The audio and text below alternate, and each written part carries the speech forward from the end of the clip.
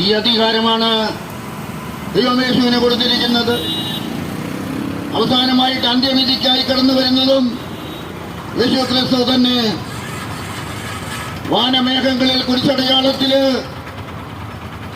യേശു ക്രിസ്തു കടന്നു വരുമ്പോൾ ഈ ലോകത്തിലുള്ള സകല മനുഷ്യരെയും വിധിക്കാനായിട്ടാണ് കടന്നു വരുന്നത്. കുറെ മനുഷ്യരെങ്കിലും എന്നോട് ചോദിച്ചിട്ടുണ്ട്, ക്രിസ്ത്യാനികളുടെ ദൈവമല്ലേ യേശു? ക്രിസ്ത്യാനികൾ പ്രാർത്ഥിച്ചാൽ കേൾക്കും? അല്ല, ആര് പ്രാർത്ഥിച്ചാലും കേൾക്കും. ക്രിസ്ത്യാനികളുടെ മാത്രം ദൈവമല്ല യേശു, ലോകത്തിന്റെ രക്ഷകനാണ്.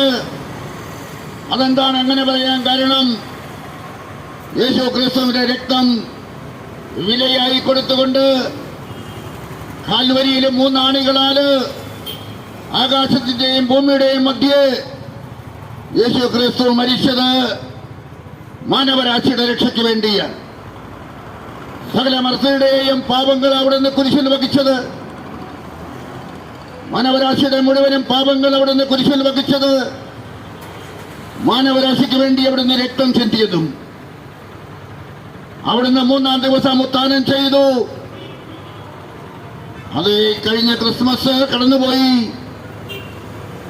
ഈ കഴിഞ്ഞ ഡിസംബർ 25-ാം തീയതിയാണ് ക്രിസ്മസ് കടന്നു പോകുന്നു.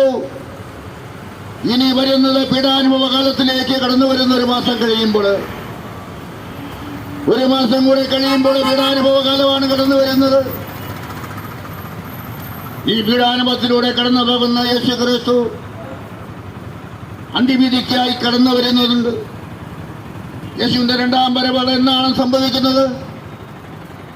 രാജ്യത്തിന്റെ സുവിശേഷം ലോകം മുഴുവൻ എത്തുമ്പോൾ അന്ത്യം സമാഗതമാക്കുമെന്ന് അവിടുന്ന് ദൈവത്തിന്റെ വചനം പറയുന്നുണ്ട്.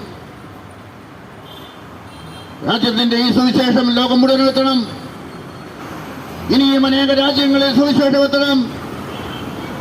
അനേകം മനുഷ്യരിലേക്ക് സുവിശേഷം എത്തണം. അനേകം കുടുംബങ്ങളിലേക്ക് സുവിശേഷം എത്തണം. അങ്ങനെ ഈ ലോകം മുഴുവനും സുവിശേഷം എത്തുമ്പോൾ യേശുവിന്റെ 2-ാം വരവ് നമുക്ക് കാണാൻ സാധിക്കും.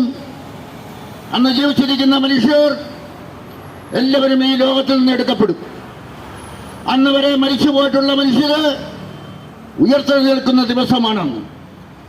അന്നാണ് അന്ത്യവിധി, മനുഷ്യന്റെ വിധി നിർണ്ണയിക്കുന്ന ദിവസം. നരകത്തിലേക്ക് പോകണമോ സ്വർഗത്തിലേക്ക് പോകണമോ എന്ന് തീരുമാനിക്കുന്ന ദിവസം. മനുഷ്യന്റെ നന്മ തിന്മകളെ തിരിച്ചറിയാൻ, നന്മയും തിന്മയും മുമ്പ് ഞാൻ പറഞ്ഞതുപോലെ പാപവും പുണ്യമുണ്ട്.